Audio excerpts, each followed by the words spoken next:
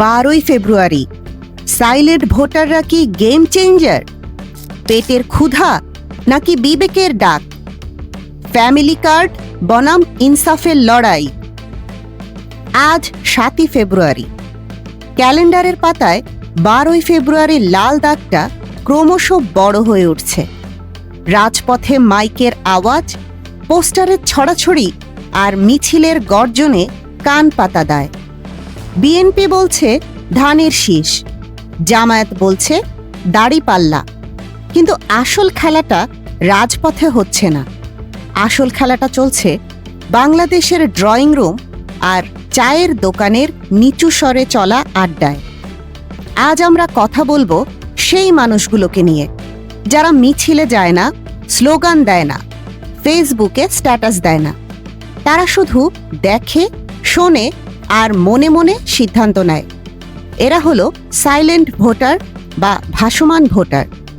পরিসংখ্যান বলছে এই 30% মানুষই 12ই ফেব্রুয়ারির ফলাফল উল্টে দিতে পারে। এদের এক হাতে বিএনপির ফ্যামিলি কার্ড।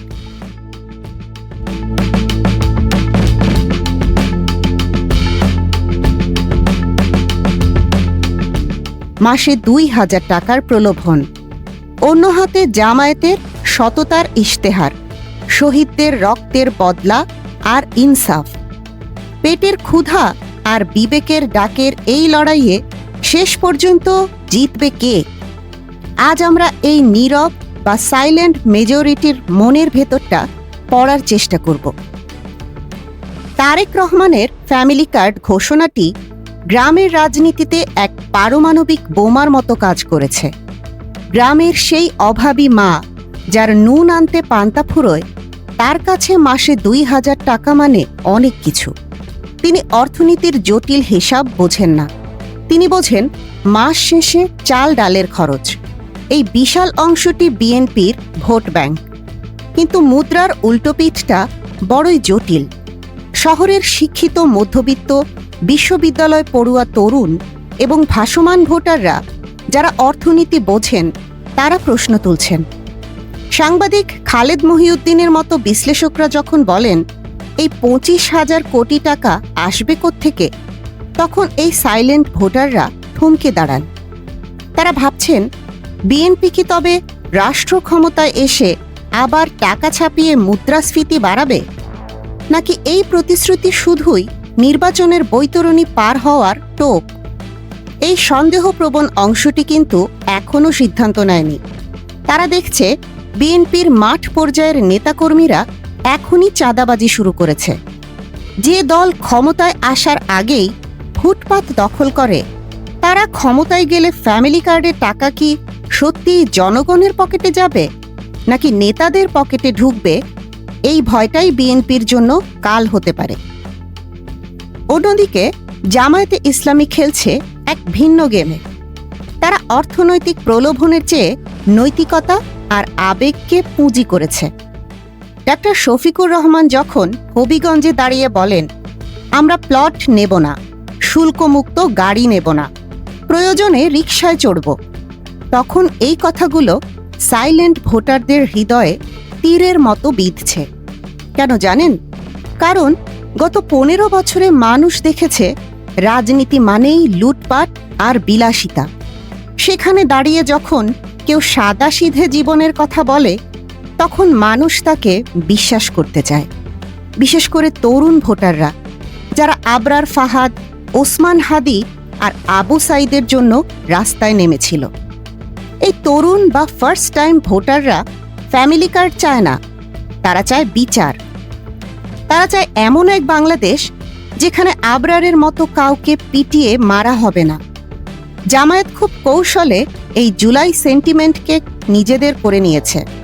তারা বলছে, আমরা দুর্নীতি করিনি, আমাদের হাত রক্তে রঞ্জিত নয়।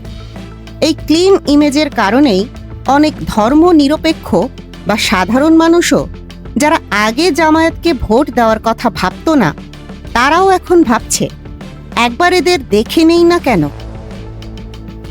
এবার আসি সেই ফ্যাক্টরে, যা কেউ প্রকাশ্যে বলছে না, ফিয়ার ফ্যাক্টর বা ভয়। 5 আগস্টের পর থেকে বিএনপির স্থানীয় নেতাদের দৌরাত্ম্য, দখলদারিত্ব আর চাঁদাবাজিতে সাধারণ মানুষ অতিষ্ঠ। বাসস্ট্যান্ড, বাজার, ঝুট ব্যবসা সবই এখন হাতবদল হয়েছে মাত্র। ভাসমান ভোটাররা ভাবছে, আওয়ামী লীগ তো গেল, কিন্তু শান্তি কি পেলাম?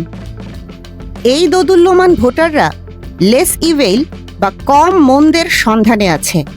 তাদের সামনে জামায়াত দাঁড়িয়ে আছে এক সুশৃঙ্খল বিকল্প হিসেবে। জামায়াতের কর্মীরা চাঁদাবাজি করছে না, তারা মানুষের বিপদে পাশে দাঁড়াচ্ছে। এই ন্যারেটিভটা মাঠ পর্যায়ে খুব শক্তিশালী। একজন ক্ষুদ্র ব্যবসায়ী, যাকে গতকালও চাঁদা দিতে হয়েছে স্থানীয় বিএনপি নেতার চেলাকে, তিনি কি 12 তারিখে ধানের শীষে ভোট দেবেন? সম্ভবত না। তিনি হয়তো খুঁজবেন এমন কাউকে যে তাকে নিরাপত্তা দেবে। এখানেই জামায়াতের ইনসাফ স্লোগানটি বিএনপির উন্নয়ন স্লোগানের চেয়ে বেশি শক্তিশালী হয়ে উঠছে। 12 ফেব্রুয়ারি সকাল 8টা ভোটের লাইন শুরু হবে। সেই লাইনে দাঁড়িয়ে থাকা মানুষটি যখন ব্যালট পেপার হাতে নেবে, তখন তার মাথায় দুটি চিন্তা কাজ করবে। চিন্তা 1, ফ্যামিলি কার্ড পেলে আমার সংসারের অভাব দূর হবে, এটি বিএনপিকে ভোট দেবে। চিন্তা 2, টাকা দিয়ে কি হবে যদি শান্তি না থাকে, যদি আমার সন্তান নিরাপদ না থাকে? এটি জামায়াত বা স্বতন্ত্রকে ভোট দেবে। বিশ্লেষকরা বলছেন, গ্রামগঞ্জে বিএনপি এগিয়ে থাকলেও শহর এবং উপশহরের শিক্ষিত ও সচেতন সাইলেন্ট ভোটাররা এবার জামায়াতের দিকে ঝুঁকতে পারে। আর এই সুইং ভোট যদি 10-15% এদিক ওদিক হয়, তবে অনেক হেভিওয়েট প্রার্থীর কপাল পুড়বে। সাইলেন্ট ভোটাররা কথা বলে না, তারা তর্ক করে না, তারা শুধু ব্যালটের মাধ্যমে জবাব দেয়। বিএনপি ভাবছে ফাঁকা মাঠে গোল দেবে, কিন্তু তারা ভুলে গেছে গোল পোস্টের সামনে দাঁড়িয়ে আছে জনগণ নামের এক অতন্দ্র প্রহরী। ফ্যামিলি কার্ডের লোভ নাকি ইনসাফের ডাক, কোনটা জিতবে? নাকি চাঁদাবাজির বিরুদ্ধে এটি হবে এক নীরব প্রতিবাদ? 12 ফেব্রুয়ারি রাতে যখন বাক্স খোলা হবে, তখনই বোঝা যাবে বাংলাদেশের মানুষ পেটকে বেছে নিল নাকি বিবেককে। চোখ রাখুন আমাদের পর্দায়। সাইলেন্ট ভোটারদের এই মনস্তাত্ত্বিক যুদ্ধের প্রতিটি আপডেট আমরাই পৌঁছে দেব সবার আগে। এতক্ষণ দেখছিলেন ইকো অফ বাংলাদেশ। প্রতিদিনের এমন নিউজ আপডেট পেতে সাবস্ক্রাইব করুন আমাদের চ্যানেল, সেই সাথে অন করে রাখুন বেল আইকন।